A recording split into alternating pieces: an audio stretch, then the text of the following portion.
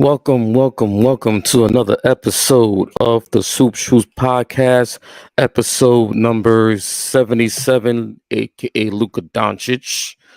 On tonight's episode, we got Eric L, aka Knicks are 3-3 so far this year. Armani got Damas. Also got Capture the Flag, Race for Ace 2025 Josh. And we got our special guest, Polo Keith. Thank you. Welcome back to the show, Polo Keith. Appreciate you for joining us once again. Talking hoops. Thank you, gentlemen. Yes, sir. Yes, so for our first topic, the Milwaukee Bucks. Right now, they're starting off at 1-6. They had a couple of losses, close losses here and there. The loss to the Cavaliers previous night. You lost last night. No, actually 2 nights ago on Monday night. 1-6. Their defense is not that good. Giannis and Dame, they haven't put it together as of yet. Bench is struggling. No Chris Middleton. And there's some worry about the Milwaukee Bucks in their start. And also, they don't have their pick. Mm-hmm. So, fellas, what do you make of the start of the Bucks? And also, Doc Rivers. Should he still be coaching the Bucks? With your answers. Yo, shout out to Ernest. Shout out to Ernest in the chat. Who you want to start this question out with? So the last episode that we filmed, right? I know. Shout out to my boy Coop, who was on the show with us last week. If you don't know, Coop got his own podcast, Hoops and Hangouts. Tune in. He was talking about like disappointed teams, and he brought up the Milwaukee Bucks.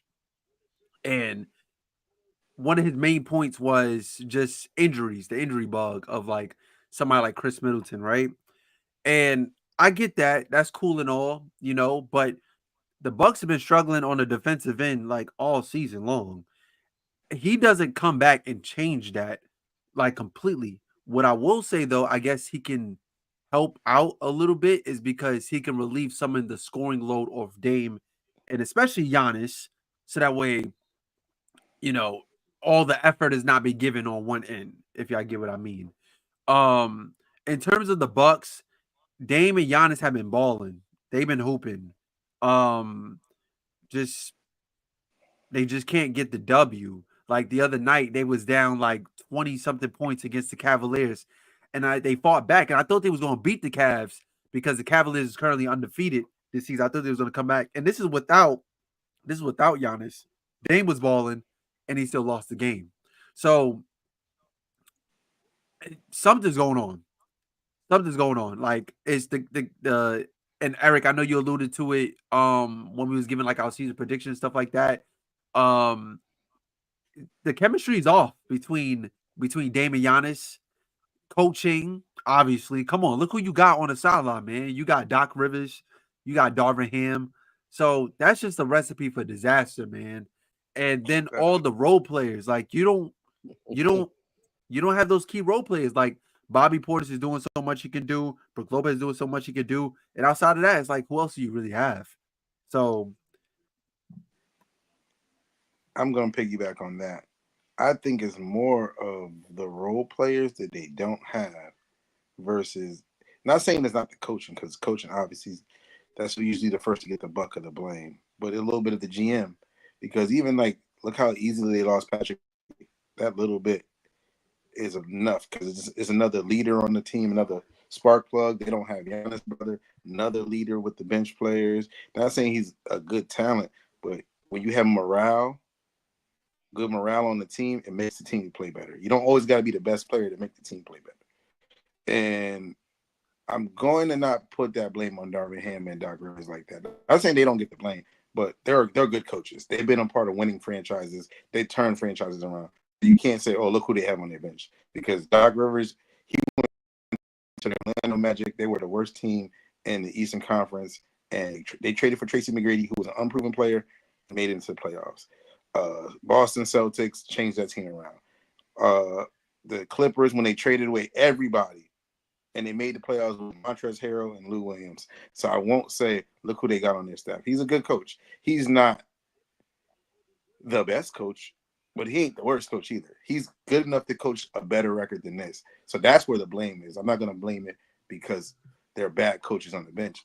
Because Darvin Ham has been an assistant coach for a lot of teams, winning teams in, and you just saying that because you're a little scorn Laker fan, but it's cool. Yeah, I understand. no, absolutely. Go hard on them dudes. And to be fair, salute. To be fair, he coached the Lakers fairly well for his first time being the head coach job. He went to the conference finals his first year as a coach.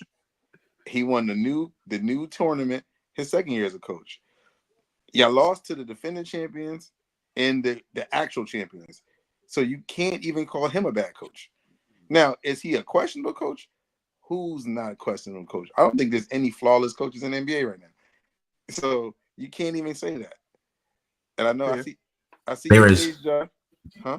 What you say? No, there is. But I'm gonna let you finish your thoughts. And No. What I'm saying is, every coach in the NBA has some type of but. He's a good coach, but this guy's a good coach, but that. None of them is flawless. Steve Kerr got 4 rings. People still question his coaching ability. Obviously from the Olympics, and look at how good Golden State playing right now, and people still question him. So look at Greg Popovich. He has 5 rings, and San Antonio is struggling. But they're also a rookie team, so for the most part, like a very young team. So you're not really expecting that much. But in general, I can't put it all on the coaches. I have to put it on the players, or actually the GMs. You have to figure out how to work around the talent you have. You know that Damian Lillard's not a great defender. So why not try to pick up little defenders to kind of make up for that? That's what Portland used to do all the time. They used to put like those guys like Mo Harkless and all of these guys around him, guys who could play a little defense to make up for when you beat him. Because he's not a lazy defender. He puts in the effort. He's just not great at it. So, but if you give somebody who could slow somebody up for him, he can give the other effort. Now, yes, we have Defensive Player of the Year Giannis on the team, but Giannis has also been battling injuries on and off, and you're asking him to do a lot. You got to give him some help. And they don't have Chris Middleton, which is his normal, first line of help. Yeah. So a lot of his comfortability is kind of gone on the court. He don't have his brother, Knicks Hawk game, and he doesn't have his longtime All-Star running mate. So we have a lot of new and a lot of lack on this team. And like you said, Armani, we have Brooke, who's also old, a little aged, and we have Bobby Portis, who's not aged, but you're asking him to do a lot more when they don't even have the elements to carry their team right away. And it's still the beginning of the season, so you can't really get caught up in the bad start sometimes. Sometimes some teams start off bad and they heat up. So I like to piggyback off of what you said. There's a couple of things up there that was sticking out like a sore thumb to me. Like Ernest said, they can't really do that because they're second apron team. The CBA restricts you from getting, those type of good defensive role players who are going for more than a minimum on the market. Now, because you saw what the Clippers did, the Clippers was signing guys like Derek Jones to $10 million a year, and was it the MLE, and that's not available for a team like the Bucks because they're a second apron team. So they kind of can't go that route. Like they had to sign Gary Trent for a minimum, and that's the best they could get. Like so, and he's not that 100% defensive. So I think, like, even though you would like to blame the GM. Is kind of not on the GM. They have to work within the CBA.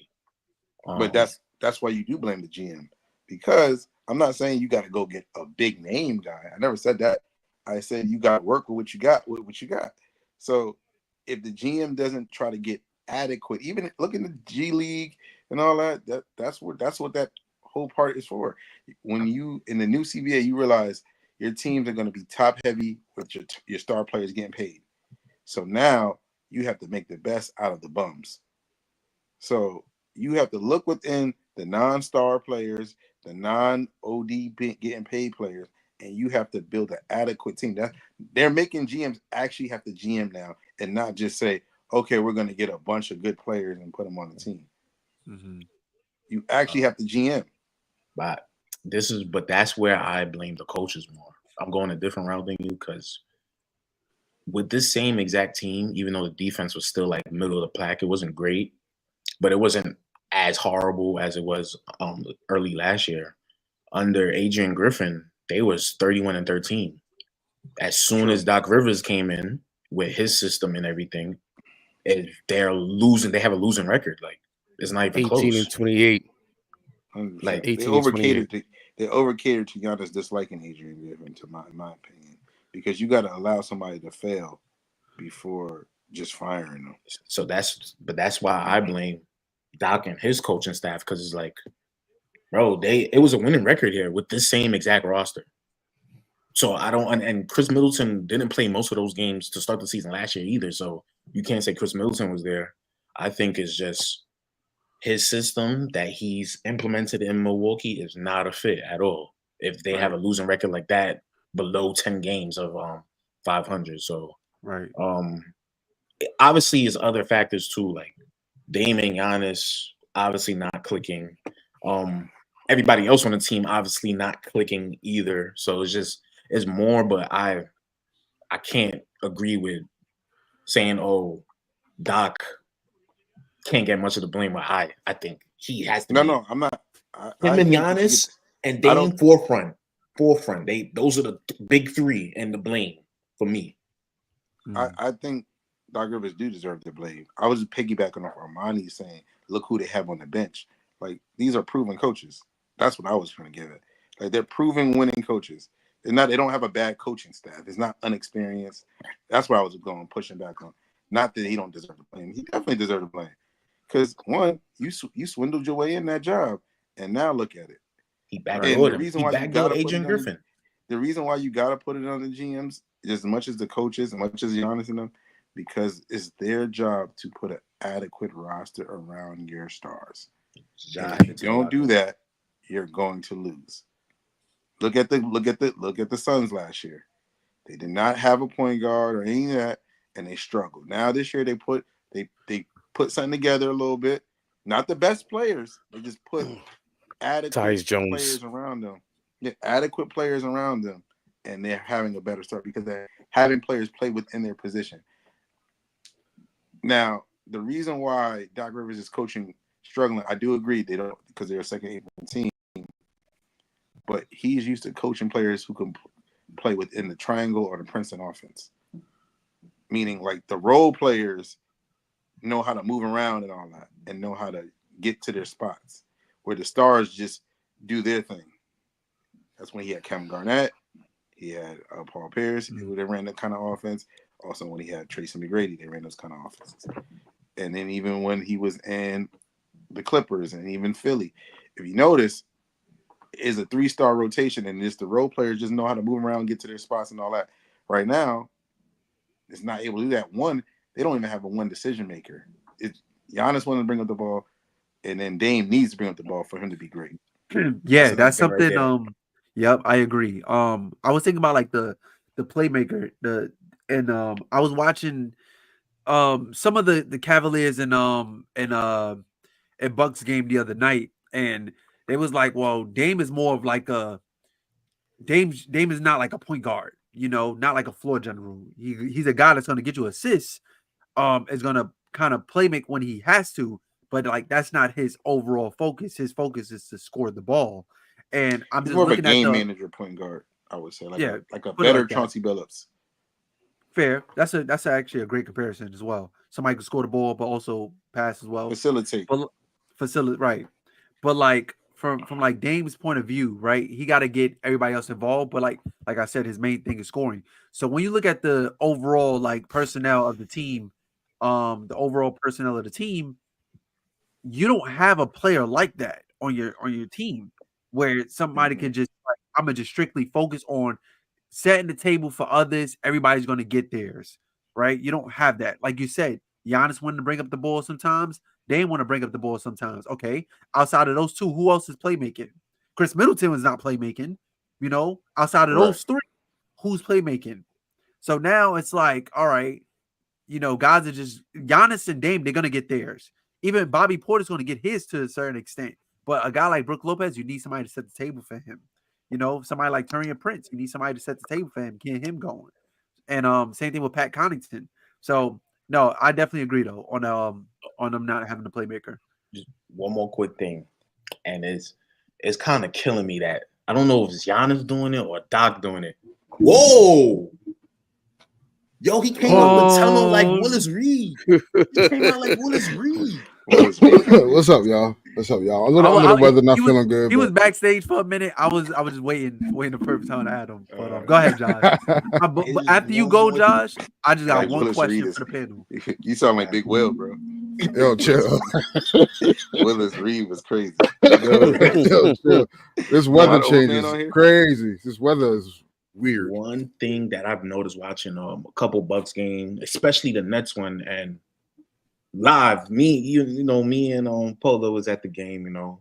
Oh, and yeah, definitely was sold out. Noticed something. Beautiful night. Giannis, I don't know if it's Giannis or the coaching staff, but they trying to play him like he's LeBron, in a sense, when he should be playing like AD. Not like AD, like, oh, get in the mid range, get to your dominant spots and dominate in the hole, dominate in those spots instead of you're trying to facilitate. You could facilitate, yeah, but like you're more dominant in being in your spots. I think the same offense they played when they had Jason Kidd as a coach. I think the issue though with that comparison is that does Giannis have a go-to move? Does Giannis have a post game like spin. Anthony? Spin man. In the Euro. But like when you say with AD, the reason why the Lakers can run an offense through AD through the post is because Anthony Davis can he got more moves. He can score in different ways. Where Giannis, his bread and butter is downhill, spin, and I'm gonna just dunk on you, right? And that's why when you look at the offense when Dame has the ball mostly, they're very successful. And you can just the other night game. Yeah, that's what I'm about to say. Just the other night when Giannis was not there, it was like, wait, when Dame is in his own element and he's playing the way he's normally playing, it is a recipe for success to a certain degree. But I also want to piggyback off of, like, I understand it's not necessarily like the coach's fault, and it's not necessarily, and like I know Keith, you said more so the blame should be on the GMs. A little bit more. I partially agree. And the reason why I partially agree is because at the end of the day, we know how this league is ran. And this is why my blame falls at the feet of Giannis more than anyone else. Because you're the one that was been dangling that, hey, I might leave or this, that, and I don't know, and we need to win a championship, we need to be competitive. Like all that stuff, you know. You're trying to be like LeBron. Yeah, but like that passive aggressive stuff doesn't work when your skill set is limited to a certain degree. Like the reason why LeBron can say that. It also sounds very. It's not that it's limited. Go ahead, I'll let you say. It also sounds very disruptive as well too. Very, because especially like y'all just came off winning the championship back in 2021. Giannis is a 2-time MVP. Here we are, 2024. Y'all getting bumped by Indiana Pacers team who shouldn't have been to the conference finals in the first place. Obviously due to injury stuff. And now you're like talking about. That's also my point, though, man. It's right. Like, no, I agree. Like, read the room. You are hurt, bro. Like you are the one that single-handedly handed a championship to Boston. You're the one. because single-handedly took one away from Brooklyn.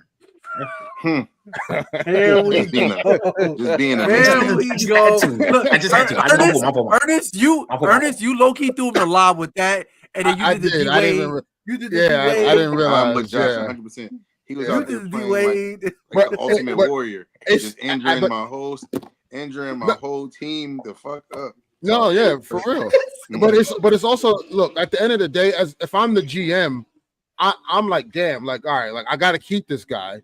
You know, the owner is not gonna take me losing it's Giannis. The GM more than the coaching, because even the GM what I'm saying were the is, ones that fired the last coach.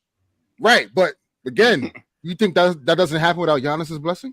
That's what I'm saying. Like, so the GM, yes, deserves some culpability, but at the same time, though, we can't act like Giannis wasn't putting pressure on the GM to make these certain moves. Now, yes, can the GM, because I have this conversation all the time about Rob Pelinka, right? And when it came to the Westbrook trade, and I was just like, look, I understand LeBron and AD was like, nah, we don't want Buddy Hield. We want Russ, or, you know, whatever, the DeRozan thing that fell out, whatever the case may be.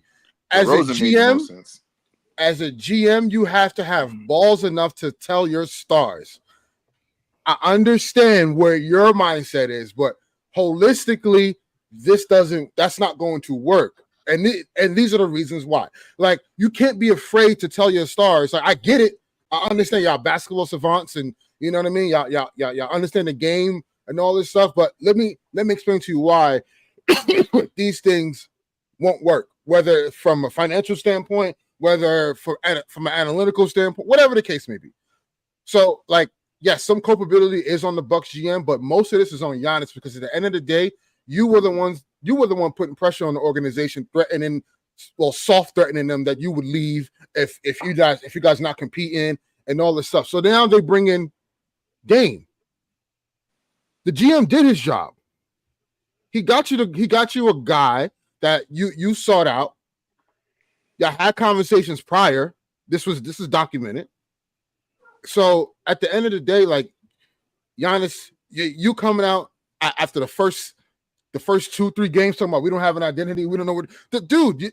If I'm not mistaken, when they asked you, and I said this, when they asked you at media day, and they said, "Have you and Dame worked this summer?" You said, "Nah, I had a wedding, I had all this stuff, the Olympics, I had all this stuff to do." When they asked Dame was like, "Nah, we ain't speak," and he kept it short. There's a disconnect there that's bigger than just the coaching staff. The coaching staff alone, because y'all know how I feel about Doc. He's not a great coach. He's a good coach, but a lot of his success is built off of superstars that carried. Because when you didn't have one, he has 2 superstars. So and again, they're struggling.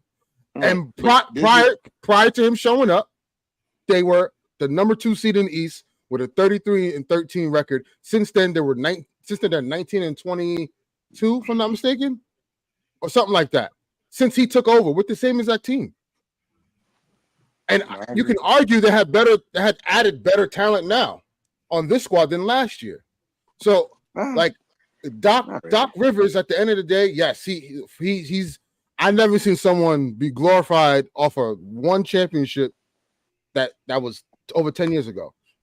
But like our talented roster after talented roster, and yeah, at the end of the most day, talent in NBA history, though. Yeah, and has one championship to show for it, and a bunch of 3-1 leagues. Mad Hall of Famers. So all I'm just saying is, at the end of the day, there's culpability everywhere. There's a piece of the blame pie that everyone deserves. GM, coaching staff, the players, all that stuff, ownership, all that 100%. Stuff. But for me, the most blame deserves to be on Giannis, because at the end of the day, if you weren't passive aggressive, if you weren't, saying these things that you wouldn't have said, maybe the organization would have moved a little bit differently and wouldn't have made this drastic desperation move, because everyone knew Dame did not want to go to Milwaukee. That wasn't the place he wanted to go at all. At all. So you know what I'm saying? So let me ask y'all a question before we move to our next topic. Do y'all think Doc Rivers makes it through the entire season as the coach of the Bucks. He has. He will, because I'm gonna tell you why. Know, You're already paying. There's a caveat to this. It's a little bit of stuff that I know. It's a little bit of stuff that I know. It depends how bad they know. Yes, it depends on how bad. Not even how bad they do. It depends on how short fuse Giannis gets. Yeah, and then two, the owner is already like, yo, hold on. We're a second apron team. I'm paying Budenholzer still, who's coaching the Suns. I'm paying Adrian Griffin right now, who's jobless. And if I fire Doc, then I gotta pay him and then pay another coach. That's 4 coaches on the bill, and one of them's only coaching. And the other one is on another team. That's a contender. That's crazy. The Bucks could be paying the Suns to win a championship by paying their coach the salary. Like, think about that. Just think about that. You know what I'm saying? Can I say this? So we talked about Giannis' skill set, right? And because he doesn't have a go-to move. That's actually fine if you build the proper team around him in the midst of and kept the right coach. Like, I think Bud knew how to get the most out of him because he knew how to get the most out of the other guys, and they had the proper space and pace players around him. They kind of had a Orlando Magic, Dwight Howard kind of team built around him the year he won. They had guys that could do a little bit of everything, and they kind of could switch in positions. They even having Drew Holiday, right? Yeah, he's a point guard, but he can guard bigger players sometimes. He can be a spot up shooter. He can be on the ball. He's not one dimensional. Same thing with Brooke. Same thing with Middleton. The most important, they had a very multifaceted team with a lot of good ball movement and body movement. Now they have lack of that. It's you score, I score. And then on top of that, the offense is not dynamic enough where that's my I agree. And that's my criticism with Doc as well. Doc, he still runs an offense that's kind of still lethargic, like old school. More up and down fast break. Right. And the bigger issue, they could have gotten those players, but again, when you're a second apron team, there's not much you can do. Like, their biggest acquisition was Gary Trent Jr. You know how much he's averaging right now? Right. You know how much he's averaging right now? They're asking him to be the primary defender on every guy that they face. That's not a recipe for success. Like, think about it. They don't control their picks for the next 6 years. They have no second round picks until 2032. They are $75 million in a luxury tax, and they have the worst record in the conference. I'm sorry.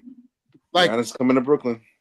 They're gonna get rid of them draft picks. Anyway, let's move this on. I would say we can move on as a little nugget. I would say Giannis will probably end up more so in any place. It would be Golden State than any other place. That's where he was supposed to go last time. That's probably where he would want to go. But they're not keeping. Yeah, they're not. Listen, if you want to win so bad, just wait. But listen, Josh. They're not keeping him in the East. If they trade Giannis, is going out west. You can pretty much book that. But the reason why they would trade him to the East, Brooklyn got picks. And they wouldn't win with just Giannis and Dame. It's not happening, brother. You can give that up. They can't win with Giannis and Dame. They're not going to win with Giannis and Cam. Okay, they're not going to win that way.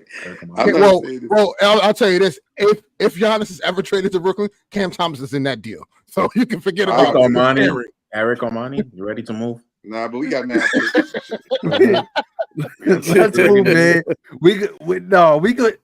We got this conversation all day, and I love the conversation. I love the enthusiasm. But next, what's up with Joel Embiid, man? What's up with him? He's a maniac. Reasonable cash out. In the words of what they said about Draymond, he needs a shrink. He needs help. I'm not gonna lie. Even though he's reckless. He needs to. Yes, we would love to see him play. But the reporter bringing up his deceased brother and his son, I mean, you could do all that stuff, call him out for not playing without bringing up his family, and that's why I feel like he went wrong. So I think it's a reasonable crash out. And even though I strive to be a better person, I probably would have fell for the same trap. My blood would have been boiling. Like, why are you talking about my dead brother and my son? Yeah. You know what I mean? Yeah. I probably would have did a lot worse. I would probably swum. He would have been walking out there like Vince McMahon and Bret Hart situation. You know what's crazy too? Like, I saw Kenya Martin say this, and I thought about it, and actually made sense. When Embiid went up to the podium and he spoke about it initially, and he was like, "I do too much," but no. We didn't know, but the Sixers knew, and all the media pundits that were there in the room knew, because he said the guy's name, and you could tell he was visibly upset. So, as the Sixers, why didn't you just tell the reporter, like, "Hey, right now you're not allowed back in the locker room," because Embiid is clearly upset. He knows your name. He named you out for a reason. That means he's been reading this article and he feels a certain way about it. So, like, as the Sixers organization, you didn't do right by protecting your player by saying, "Hey, you don't belong in this locker room right now because our star player is upset at you." Maybe what we can do is we'll do something where, y'all can have a conversation and it's somebody mediating or whatever the case is, so it doesn't get to that. But you allowed him freely to walk in the locker room, and after they lost, so emotions already high in the locker room, and it's just like Embiid is, I don't think for 1 second Joel is like, I'm sitting out because I don't want to play. He's legit hurt. I just think the Sixers are not being truthful with his injury, which is a problem, because you know what's going to happen? Here we go. But no, it's not even that. The minute they announce that he actually has an injury, they're going to say, then why the hell did he play in the Olympics? Right? So there's this whole thing, about that, because we question why he played in the beginning, because we saw how he looked against the Knicks in the playoffs. He was playing on one leg, and you were like, wait, in 2 months you expect to go full throttle? And he had the eye thing. Yeah. Ben said he shouldn't have played in that series. Yeah, he shouldn't have played in that series either. But so, like, the Sixers did a bad job of fumbling this issue. And then, you make matters worse. Look, at the end of the day, no matter what, yes, was the reporter wrong? Absolutely. But you also have to have composure. You have to be mindful of, your position, and the things that you do can be magnified to a umpty degree. And now it looks bad. Now because if I was the Sixers, I would have got ahead of it. I'd be like, hey, Adam, we suspended him for the next 3 games, knowing that those were going to be his rest days anyway. You know what I'm saying? But like, you kind of let that just fester. But like I'm just saying they could have. He's already not playing back-to-backs or whatever. So just be like, hey, we suspended him, wink, wink, for 3 games. And Joel, don't worry about. We're not gonna find you no bread. It's part of what and take the L on the chin and keep it moving. But now this whole thing has been combustible, and to the point where Joel looks very frustrated with. And I don't know if it's with the organization. I don't know if it's with the city, whatever. He just looks very frustrated right now. And I would just say it's gonna be.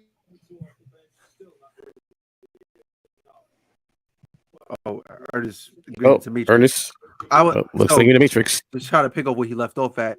I would just say, like, it was just so many layers to the entire situation, because, like, remember, it started off this situation started off with Embiid saying he wasn't playing back-to-backs for the rest of his career, and like everybody was in outrage. We like, yo, what? Like, then it was the whole thing, like the article came out where he was like, the things I've done for this city, everything I've done for this city, and we as fans, we're just like, well, what have you done? Like, we just going through all the negatives. Well, you never made it to the conference finals. You cried about winning MVP. You got MVP. You shouldn't have gotten MVP. So it was like, what else? And then we hear this news, and it was like, all right.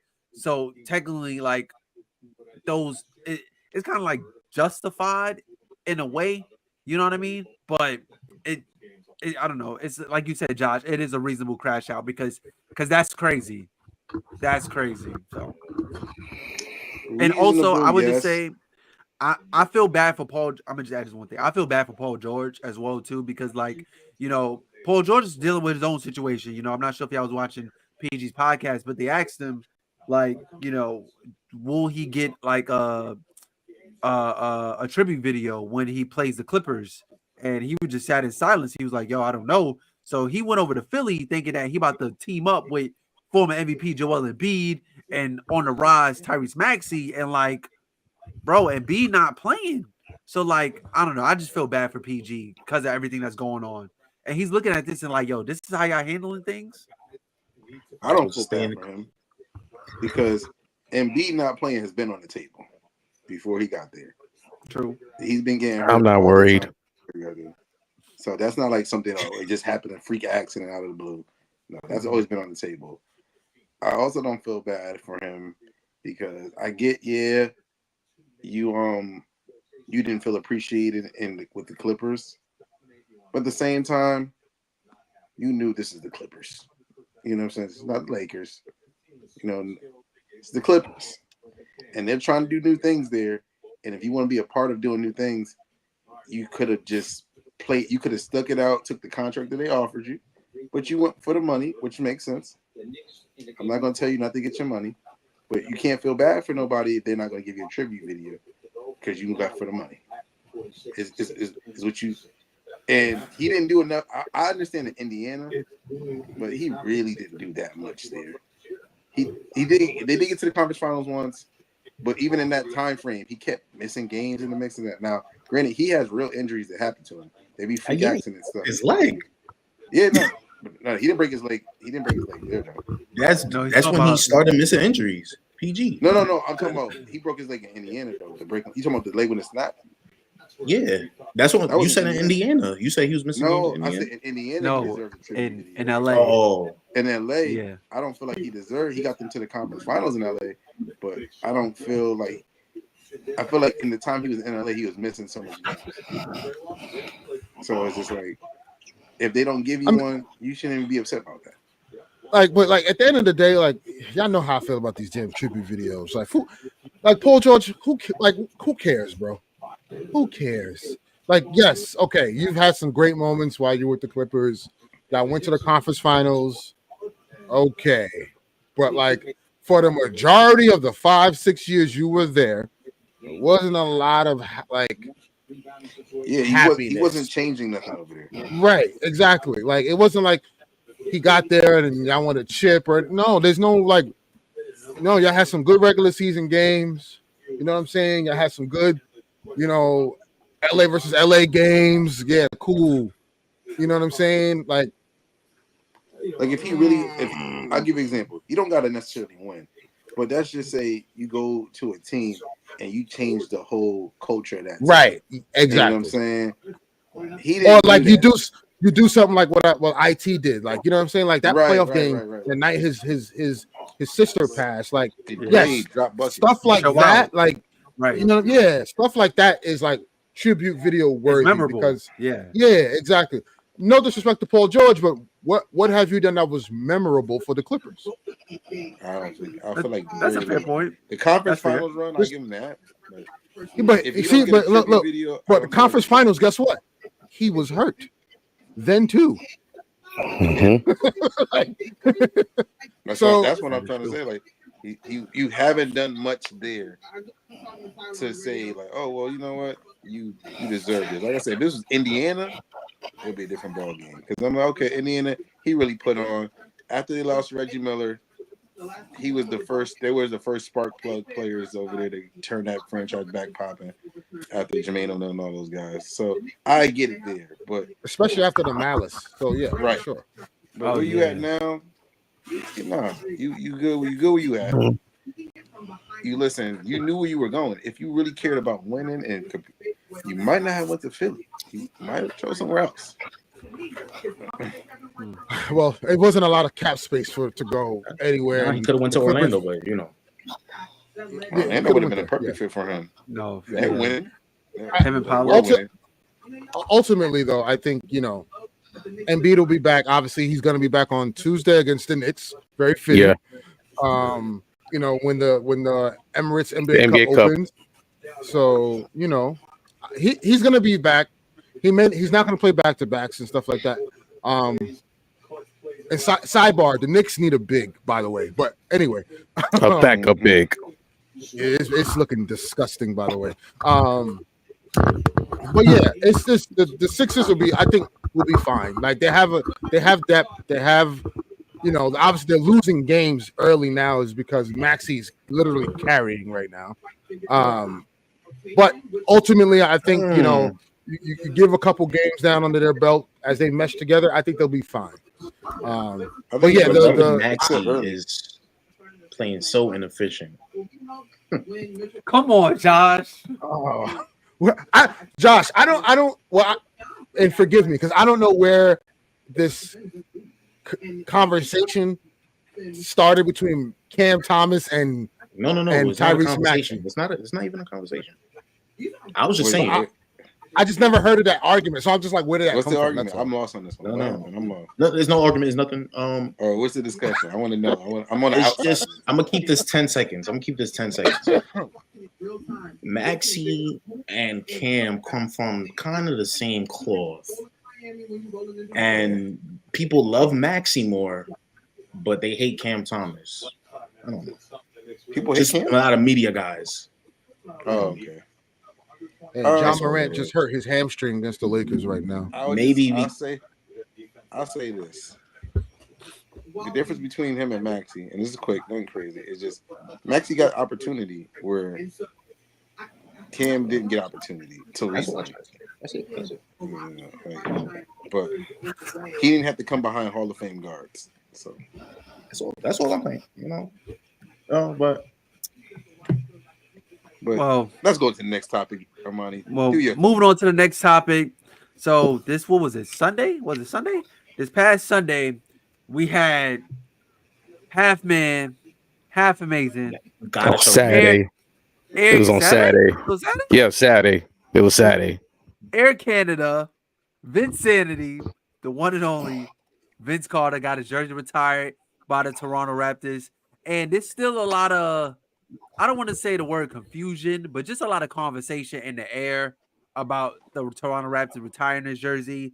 So if y'all did not, well, I mean, y'all know, obviously, but for the viewers watching at home, if y'all did not know, the Brooklyn Nets was going to be the only team to retire Vince Carter's jersey this season. They announced this last season. They announced this last season, towards the end of last season. And it was a bit of an uproar of, all right, how the Brooklyn Nets going to do it? He didn't even play that many seasons in Brooklyn. I mean, well, in New Jersey, the New Jersey Nets. Why wouldn't the Toronto Raptors retire his jerseys? Like, they're still, hell bent on like the falling out of how he exited Toronto and everything. So, but it's like all time heals wounds, right? So that was a beautiful ceremony for Vince Carter. He went into the Hall of Fame about a month ago, right? Yeah. Went into the Hall of Fame about a month ago, and the jersey that they hung up looks phenomenal. Yeah, I like how they did it. It's different. Yeah, that was real nice. Yeah, real different, real different. Like I said, beautiful ceremony. You can see well earned. You can see the emotion on his face, the passion. Just some of his old teammates was there. Just a incredible moment to be a part of. So, which dawns the question, and I'm glad that I have two loyal Nets fans here on this podcast. Do y'all think the Nets are going to do a better job, ceremony-wise, for Vince Carter? I'm gonna be honest, no. No. Okay. They're gonna give him a love. I don't think they're gonna give him no special banner because they didn't do it for Jason Kidd, who did a little more. And they gave Jason Kidd a good banner and they gave him a good ceremony. I think they're gonna just do right by Vince Carter. I'm not gonna say it's gonna be better. But Vince Carter means way more to the Raptors than he does to the Nets. No, absolutely. No disrespect. And we love Vince Carter in Brooklyn, in New Jersey. And just Nets fans, we love Vince Carter. But to be fair, like Vince Carter put the Raptors on the map. He is their probably most beloved player. Probably not their best player anymore, but at least beloved. He's definitely beloved. Definitely. One of their their best players clearly probably Kawhi now because they won. He's probably beloved just as much, if not more, maybe a little more than DeRozan. You know, like He's beloved more than DeRozan. He's just because DeRozan, to me, you could argue DeRozan and Lowry, those two guys as well. They're in that. They're up like there, they're in that. They're in that realm with Vince, in my opinion. But Vince takes the cake because Vince put the Raptors like on the map. Like I'm gonna tell you why Vince is over those guys, though. Even though I do agree with the DeRozan, and they're probably right under him. Vince surpasses them because of the current NBA players that said that's from Canada that he inspires them to play basketball. Yes, and there's a lot of them that say that. Like Tristan Thompson said it. SGA said it too. SGA, RJ Murray. He was mad at them guys that just said like they played basketball because of Vince Carter. And I remember that because this is me showing my age again. I was a kid, man. I remember when he put his arm in the rim. I was 11 years old. I was like, this is crazy. You know what I'm saying? So Vince Carter was the biggest. I remember everybody rocking that jersey. You know what I'm saying? Yeah. He was the biggest thing smoking in those days. You know what I'm saying? And for a little spell, you know, I know we always said it was like Kobe versus T-Mac, but it was Kobe versus Vince for a little while too. Vince Carter was definitely up there in that cachet of 2 guard / small forward. Matter of fact, he had that conference finals. He had that duel with Allen Iverson. Yep, in the conference finals. Yeah, he brought the Raptors finals first. You know what it is from what I remember, like it was always Kobe, Mac, AI, and Vince. Like those were the 4, 2 guards, 3, small forwards, whatever that people would talk about. Vince was so captivating because as prolific as Kobe and Mac was, because I think those two were the cream of the crop at the time, just because of their size. And AI was up there too, but like Vince, he go fly. The athleticism in the end game was like, hold on, bro. Like too easy. And then people underestimate his 3-point shooting. Like he was a deep 3-point shooter, and people like forget how good he was from the 3-point line. It's just he didn't have the like that. There was something missing about Vince though. So like I get what you're saying because Kobe had the skill, the footwork. Same thing with Mac. Mac had the height and still be able to handle the ball like Kobe, right? AI had the handles.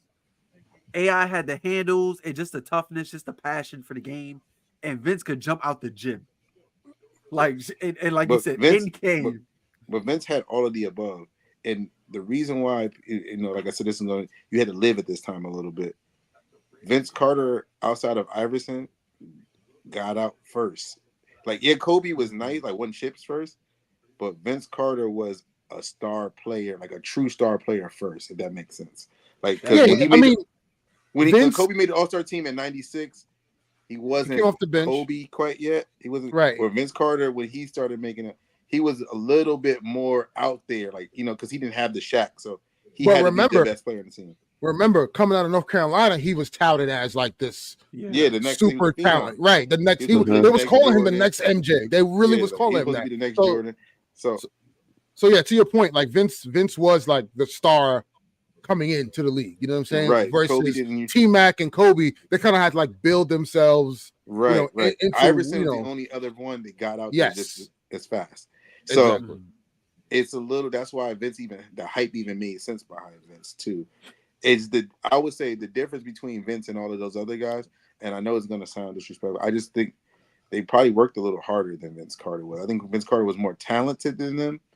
I would say Kobe is a little harder of a work. Mind you, like Vince Carter played mad years, 22, so he had to work hard. But I think so. It's funny you say that because I've asked somebody about this. And I was just like, yo, like, why wasn't like because Vince, like you said, had everything. He had a better 3-point shot than Kobe. The dribble, the dunk. Then the dunking. He was a better dunker than those guys. You know what I'm saying? It was the word I got was like Vince was just he wasn't mad enough about the game. Right. The way Kobe, the way AI was, like even team like those guys were just like they did whatever they could to because they didn't have the athleticism like Vince, they had to do other things to kind of work at the game. Vince already had that, and what Vince didn't do was Vince didn't have and again, this is not disrespectful to Vince because I'm comparing him to like Kobe here. Like Right. Vince didn't have the mentality. If he had the mentality, it's a different ball game. I agree with that. I think it's more of this mentality he didn't have. I feel like players like Kobe and Iverson, when they got criticized, they went harder. Versus when Vince Carter had adversity, he kind of started shrinking. Like the first adversity he had was in Toronto, and when he went to his graduation. And remember his play started to shrink in Toronto for a little bit, and then he came to Brooklyn and he started turning back up because Brooklyn not Brooklyn, New Jersey, Jersey. We loved him in Jersey, so that kind of pulled his morale back up. And then he left in Orlando. His clout started to drink a little bit because obviously he's on Dwight Howard's team now. It's not about you, and Dwight Howard's not going to feed you like Jason Kidd's going to feed you. So, I think it's more that when criticism came his way, he became the shrink. But when love came his way, he rose higher. He wasn't a person who fueled off the hate.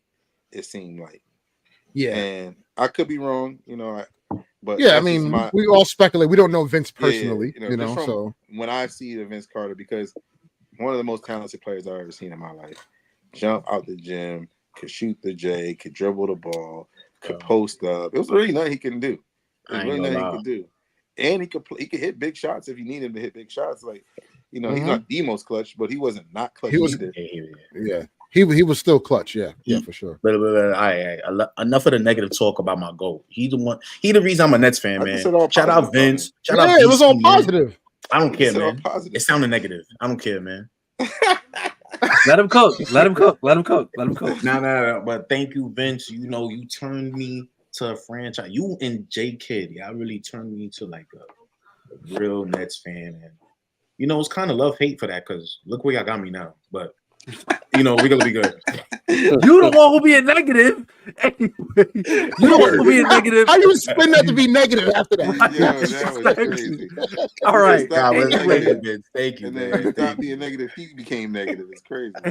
Anyway, so Ernest brought up a name, DeMar DeRozan, and during the big night for Vince Carter and everything, right? It was some hate. On the sideline from Mr. Aubrey Graham, you know what I mean? Drizzy. Just some hate, he's still salty about the Not Like Us video and everything. But we're not going to indulge in that. That's for World Star Hip Hop Complex. That's for all of them to do. So this brings me to my question. Well, actually, there was something he said during that broadcast, right? Commentators asked him about the retirement of DeMar DeRozan's jersey. He said that if they hang it up, he will go up there himself and bring it down. Not in those exact words, but y'all get what I mean. So my question to y'all is, I put out a poll the other day on the podcast page. Follow us at the Swoosh Hoops Pod on IG and Twitter. Do y'all think DeMar DeRozan jersey should be retired in Toronto? That's 100%. An emphatic yes. Like I have no 100%. Question. He's the all-time leading scorer of the franchise. In field goals made, I think 3 pointers or whatever. He literally rebuilt he basically rebuilt the Raptors franchise after Vince Carter. Yeah. He did. Yeah. Basically. And he's the only player who wanted to stay in Toronto. Facts. He was upset when they traded him. Like, I'm know what I'm saying? Say this about him real quick, man. He's loyal. He didn't go blow for blow, but he didn't keep getting destroyed in battles with LeBron just to not get his jersey retired, man. He's like, come on, bro. And you know what's crazy, Josh? Like, people always say, well, as soon as the Raptors traded him, they traded for Kawhi. They won a championship. People forget LeBron wasn't in the East. He left the East. Like, the one time he said, yo, I have a chance. They traded him. I feel so bad for him after that. Yeah, because then they traded him out west, and then where did LeBron go? Out west. Out west. He's a stalker. He's like, I can't escape him. I can't escape I'm still here. He said, I'm still here with you, buddy. And I just find it funny because it's like, it became a whole conversation on Twitter about DeMar and the Drake fans and downplaying DeMar. Like, we shout out to Kawhi because he's the one that really took us over the hump. And I'm like, yo, LeBron wasn't in the East. So then they're like, oh, Kawhi would have beaten LeBron. No, he wouldn't have. I'm sorry. Not that LeBron. And then on Hold top on. of that, That was LeBronto. Hold on. That was LeBronto. if Kevin Durant didn't get hurt, they don't beat the Warriors either. I don't know. I don't know about this. Josh said, I said this was years ago, but I said this. I was like, because Josh, he killed me because he called me a Kawhi hater, which I'm not. But he was like, I was like, yo, I said Kawhi is better than him, but it's like it's not about much. I said DeRozan. This is before they actually won. I was like, yo, if they have DeRozan, they could probably do the same thing. They had the best record like 3 years in a row on the East. That's a fact, though. If DeRozan stood there, they would probably won. I said it's not like it wasn't like, oh, this dude can't do his job. He's not a better closer than Kawhi. That was the difference. Yeah, he's not a better closer, but he ran into LeBron. He ran into LeBron. LeBron James. It's just like Jimmy Butler and the Sixers. It would have been the same result. That's crazy, bro. Let's be real.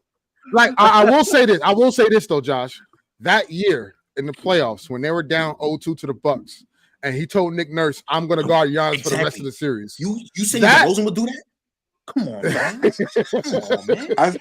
Bro. Debo's my guy. Debo's my guy, but Debo wasn't doing that. That's called a spade a spade. With DeRozan, they might not have went down either because it would run a different type of offense. That's true too. Giannis would have. That's true. Giannis, they were running a different type of team, bro. Destroyed them. They have but here's the thing too, Josh. Josh, you got to understand too. Like, you had Pascal on that team. You had Van Fleet. You had it was a totally different squad. They were stacked. It was a totally different squad, bro. But like you said, they should have ran that Pascal. Shit back. They did. They should have. They had OG. They still had OG. Yeah, OG. Like, bro, yeah, that's a different team. They had Norman Powell. Look. They had Norman Powell. They could have won 2 because there was no Golden State. But they ran into LeBron James. I'm sorry. Okay. They ran into LeBron. Yeah, Kawhi really don't care about nothing but Kawhi. All these players. If he runs that back, he has a possibly 2. Because you got to think about it. Golden State was done after that season. They could have went right back. And when because that's what the Lakers won, they would have just had to go against the Lakers. I'm gonna just we would have smacked them though. Before we move on, I'm gonna just say this. Loaded. Y'all saying they had all these wings that was loaded. They could have did that on Giannis. Then why was they down 0-2 when those guys was guarding him instead of Kawhi? What are we talking about here? You gotta match physicality with physicality. I saw when OG Siakam was on him, he was frying them, and Kawhi was like, enough of that. I'm here. Let me guard him, and it was over. 4 straight. That's the difference between him and DeRozan. That's the difference. No, we're not disagreeing.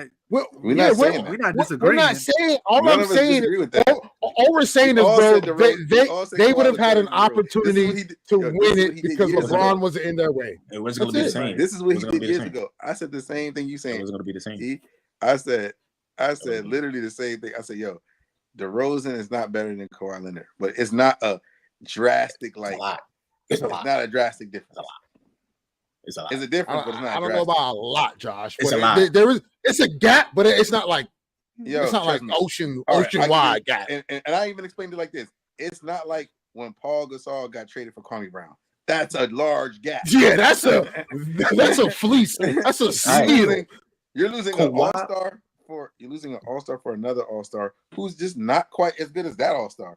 That's not also listen. I will say that was even trade. I will say the all-star in that deal already had a championship under his belt. He had a finals MVP under his belt. He played with Tim Duncan. Not in Toronto. That finals MVPs fugazi, bro. Okay. Like, better than Chris. Hold on. We got to stop giving credit. Listen, I'm sorry, man. I'll let you go in a second. But look, we got to stop giving credit to these final MVPs that hold LeBron to 30. Oh, he held him to 30 points, 95 assists, and 18 rebounds. Oh, my God. Nigga got finals MVP with 17 points a game. Cut it out. Like what? Cut it out. They said he got it because he held LeBron. LeBron averaged 29, 13, and 9. Who was the leading scorer on that team? I don't even think Kawhi was the leading scorer that year. No, he wasn't. I think it was Tim I think it Duncan, was right? Tony. No, it was It Tony was, Parker. I think it was Tony Parker. It was Tony Parker. Yeah, but Tim Duncan was the one cooking Bosh ass, cooking that motherfucker souffle. Yeah, But, but yeah, but go ahead, also, Armani. Yeah, correct. I'm gonna just say this last point. Correct me if I'm wrong. Finals Kawhi MVP. Get out of here. Kawhi had 2 DPOYs. Yeah, that he did. I ain't gonna front. That He And he we was talking about class. is an even trade. Come on, man. No. That's what Even, I'm man. saying. I'm saying, So- all right. How often do you get a trade an all-star for an all-star like that? I'm not saying the other star's not better. A lot of I'm times. just saying, you're missing. All right, example. When the Nets traded Stephon Marbury for Jason Kidd, Jason Kidd is obviously better. And you see the But difference? still- That's actually good. Yeah, Kawhi is J Kidd, right. and this guy, what's his name? DeRozan is Stephon Chill, Marbury. bro. Don't do Yep. that to Nah, he Debo, wasn't bro. quite that far down. Perfect. Don't do that. Don't do that to Wasn't quite Debo, that bro. far. All right, so what about this? What about And this? it actually But makes sense, though, Kawhi- honestly. Yeah, Kawhi but it is makes- Dame, and DeRozan is nah. I give him too much credit. I can't even call him Yo, too much that's crazy. That's crazy. But no, not too much credit because Dame is a better all-time player. Way more. There's a gap there. There's a gap. That's what I'm saying. That's what I'm saying. What I'm trying to Offensively, say is, That's what I'm trying to it. say is DeRozan is not better than him. We established this, but DeRozan is not a slouch player. It was not like He's not a oh, slouch, damn, but it's still a DeRozan. gap. You could not be a slouch and It's still not have that a big gap. of a gap though. It's not no jump. It's no big jump. This nigga don't even play basketball no more. Hey, man. That's how To Kawhi each his play own, basketball, man. bro. I'm talking about now. I'm talking about in the all-time Even scheme of then, things. that was the last time he played basketball. That was the last time he played Stop basketball. it. All right. That's crazy. All right. Kawhi And moving on. don't play basketball. Moving on to our last topic of the show. So we asked Actually, this wait. question. We Go gotta ahead. give some. We Go gotta ahead, give Polo. some cheers Oh, yes, to yes, yes, another yes, yes, yes, yes. to another Brooklyn native. You know, also UConn legend, my boy Rudy Gay. Let's give it up to him. You know what I'm saying? Shout out him and Rudy DJ Gay from Augustine. Brooklyn, New York. Played a long, illustrious career. Very good swing man. You know what I'm saying? He was a Former demon Laker, in DJ 2K. Former 2K Laker, cheat DJ code. Augustine too.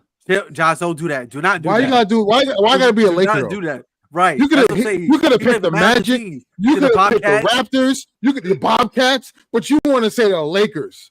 Like, come He on, wasn't dog. He was on every team, honestly.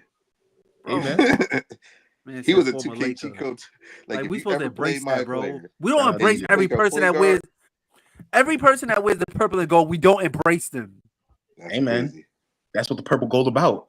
No. Nah. You I gotta said, get any and I told everybody. you. Laker, always a Laker. I just told you. I keep telling y'all this. And I'm gonna tell y'all again for the 3rd episode straight. My franchise has turned into the Boys and Girls Club. It's always been that. yeah, always has. Yeah, It just Armani, looks it's worse over. now. Armani, Tell did me you all know? this, man. Did you know the Lakers are built on nepotism? Did you know that? Bro, we Did you know that? That's a fact. Yeah, I was we like winning the- before. It's just We like the Yeah, YMCA, bro. we were winning chips and you had no problem then. But now it's a problem. Now when Braun gets an opportunity to see some nepotism, ooh, Man, we listen, running the that black man is daycare. great. We running Until the I see early start Bryce. All in program. all, Black man. all is in all, great. I'm just- Bryce. I'm just here for the jokes, man. I want Bronny Listen, to do man. well. I really want him to do well. Listen, Armani, that's just the last thing I'll say about the Lakers. LeBron and Bronny are the least of our problems right now. The No, least. you're absolutely right. The least. Hmm. Yeah. We got The way more, least. but we're not talking about the Lakers. We're not talking about them. I don't want to talk about them. We just lost Josh, tonight. don't start. We'll talk Yeah, after the show, Josh. I got 'Cause some news for you. You Eric- itching to start. After the show, Eric, I'll talk to you. Anyway, okay. So a couple days ago, right, we asked a question on Twitter and we got some great engagement. Shout out to everybody who's watching at home. Repost, like, comment, all that stuff on all our social media platforms. Continue to do that. We greatly appreciate that. But the question is, whose game have you come to appreciate over time? I'm assuming current players only, right? No, it could be any. Yeah, it could be any. I'm gonna go Oh. fairly new. I was And this going with guy, current you know, when I players. first saw him on the court, I was just like, you know, I didn't really think much of him. But then now, this season, the way he's playing and the way he was playing last season, he's kind of growing on me. And that's Peyton Pritchard. No, That boy is frisky, man. He get to it. He's fearless. That's Yo, he's speaking growing. of- I like him. I like him as a Speaking player. of, he's very pesky. You know, he reminds me of a lot that I didn't, and it's one guy I didn't mention, but I'm gonna just throw him in there, and then I'll give my take.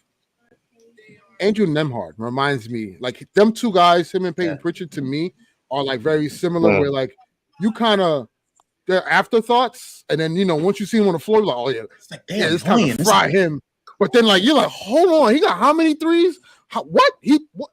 Like it's just one. They're like those type of guys you definitely like to appreciate. Mhm. For me, I went the superstar route because that's what I thought originally was like superstar. For me, it was Kawhi Leonard because I can't, Lord, everyone knows that I was not rocking with Kawhi from the get go. I was not rocking with Kawhi, and over time, I was like, and honestly, I'm gonna be vulnerable here. It took a complete ass whooping that he would give the Lakers every year for me to be like, nah, really man, nice. he's really not. Like, there's nothing we can do. There's nothing we can do. And I just his mid-range game, like seriously, is literally the best I've seen. Go ahead. We had KCP on him. Dog. I remember and Danny Green. Dog. Avery Bradley. Kawhi, like Kawhi is really that guy. Like real talk. If the injuries did not, if he had no such thing, if he had like LeBron type of, he would be a beast if he had his. If he had LeBron resilience, yeah. Like we looking at a dude that one is probably winning multiple chips. Top 5 small forward, easily. Absolutely. You know what I'm saying? So for me, it's Kawhi, and then I went back and revisited some old players that I kind of didn't like really watch as much. I'm gonna give some love to Grant Hill. I think Grant Hill's game, if you really look at it, he could have been the T-Mac that we saw of the early 2000s, well, mid 2000s, whatever. It's just like his game was very fluid. His mid-range jump shot was money. Get into the cup, he could facilitate, play the point guard. Bro, like Grant Hill's game to me just is not appreciated enough because again, it's an afterthought, But those two guys, and then I agree with you, Josh. Peyton Pritchard. Shout out to Peyton Pritchard because listen, if you're trying to bet on Peyton Pritchard, he's going to hit the over every time. Every time. No matter what. He was started off 0 for 5, and you like, how does he have 16 right now? Yeah, exactly. Exactly. No, right. Harriel, what about you? Okay, so I thought we were talking about current players. So earlier on, Anybody, man. Anybody. Okay. I'm gonna say Jimmy Butler because when Jimmy Butler first came in the league, I didn't think he was anything too special. I say he was trash or anything, but him as a Miami Heat made me realize that he is really a dog, and he really gets after. Like it makes you feel like, he really like that, and I ain't never know he was like that until then. Because you got to think about it, the 2 teams he went to the finals with should not have been in the finals, and he willed them dogs out there and got them that as far as he got them. And he was one of those guys that I had to grow to appreciate. So I'm like, it's not a lot of players you're gonna go out there and you can literally say he's gonna do what it takes, whatever it takes to try to win a ball game like that anymore. And he's one of those players. And then I guess a past player that I grew to appreciate that I didn't appreciate probably right away, Tim Duncan. Was that. Because, he was kind of boring as a kid growing up, but he got the job. I always respected him getting the job done. But when you started really realizing, like I've said this to people and they don't like to hear this. I know we have 2 Laker fans on here, but he has technically a better career than Kobe. He just doesn't have the highlight, the flashiness behind it. Wait, who? And Tim Duncan. Better career than Kobe? Yeah. It's arguable. You can argue it. I don't agree with it, but you can argue it. He's never missed the playoffs his whole career, right or wrong. Never saw less than 50 games. They never less than 50 games. They both got 5 rings, but he has 2 regular season MVPs and 2 finals MVPs. You got 2 MVPs? No, 3. No, 2 finals MVPs? Yeah. 3? Timmy got 2 MVPs. Yes, back to back. Yeah. He took one from 99, yes. 2003. He took one from Yes. Jason Kidd. 99, 2003. Oh, And you're plus, talking about remember, you're talking about he- regular season MVP, right? Yeah. Yeah, Okay. and Regular plus, season, remember, he also and had has 2 finals a MVPs. he also He had also a had 2 finals what, MVPs. a quadruple double. Yeah. Yeah, he did. What, in Yeah. the finals? Anyone in every decade he played in, and he played They in robbed him of 3, And never 4 and never how got years. he swept in the never got playoff it. series. Never got Yeah. swept in So- the playoff series. So I'm gonna go down his He career got mad his awards. accolades. He's a 5-time champion, Right. 3-time NBA Finals MVP, 3 times. 2-time MVP, 15-time All-Star, 10-time first team All NBA, 3-time All Second Team NBA, 2-time third team All NBA, 8-time All Defensive First Team, 7-time All Defensive Second Team, Rookie of the Year, Rookie First Team, and National College Player of the Year, ACC Athlete of the Year. And he won his was it second or third year in the NBA? He won a finals. Second year. Second year in the NBA. Second year. Like, you can't really. The thing is, he's just boring, so you don't really appreciate how nice he really is. I mean, but anyone who's playing with Shaq, like, you're not getting those awards over Shaq. So I'm not gonna penalize Kobe because he played with Shaq. He was playing with David Robinson when he was still David Robinson, though. And 99, David Robinson was like this. I don't know about that. 71-point David Robinson. He was still nice in 99. I'm not even talking about the 2003 championship. 99, David Robinson was still nice. Listen, David Robinson was on the corner handing out invitations to join the army. You disrespected David Robinson. Now you disrespecting that. David Robinson was still like that. That's why they even sat him. Salute to the military. They sat him because he's so like that. They made sure he didn't play just so they could have the guaranteed number 1 pick to get Tim Duncan. That's how. Because if he played, he's going to impact some wins. And listen, the end of the day listen, the Spurs. You figure out how they got Wemby. But anyway, Eric, well, they really didn't have anybody though. So the player I admire the most after his game,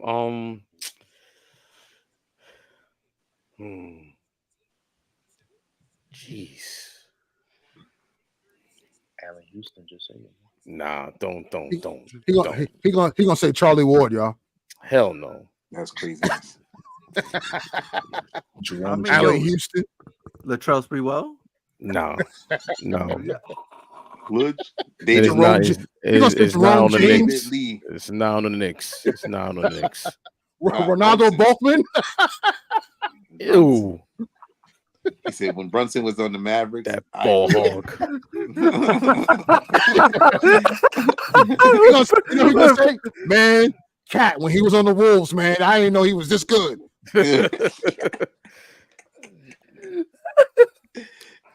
You know what? I didn't think Melo was like that on the Nuggets. Oh, I know who it is. It's Okay. Steve Novak. Hell no.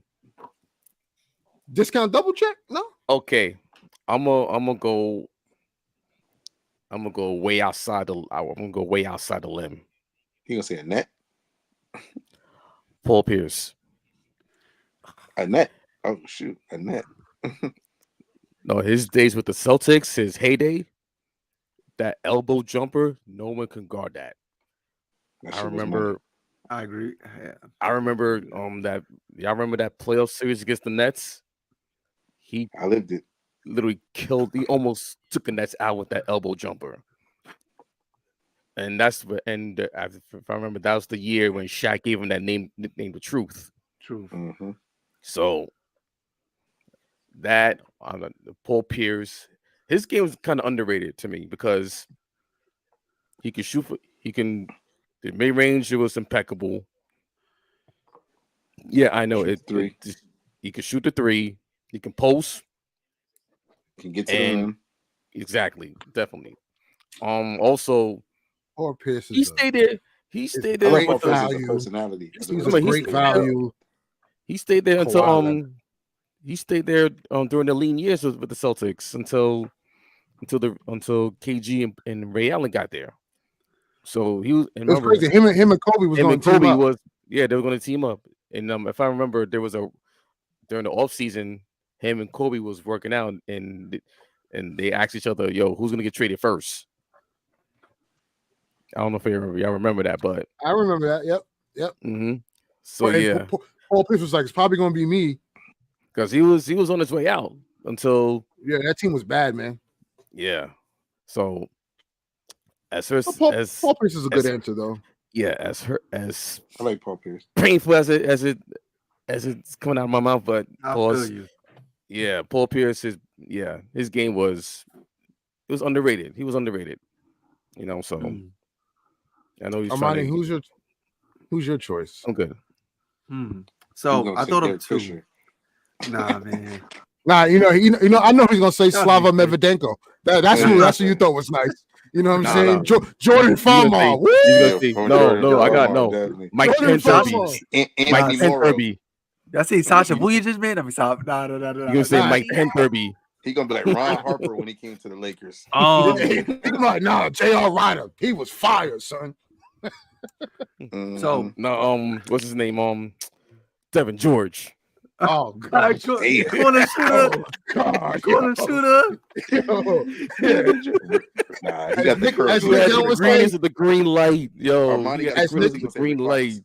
As Nick Young would say, he was a corner. You know what I'm saying? Yeah, my son, Nick Young. You know what? That's what Armani really gonna say. Nick Young. That's his man. That's his man. I met Armani had a Nick Young jersey when I met him. He gonna say Lonzo Ball.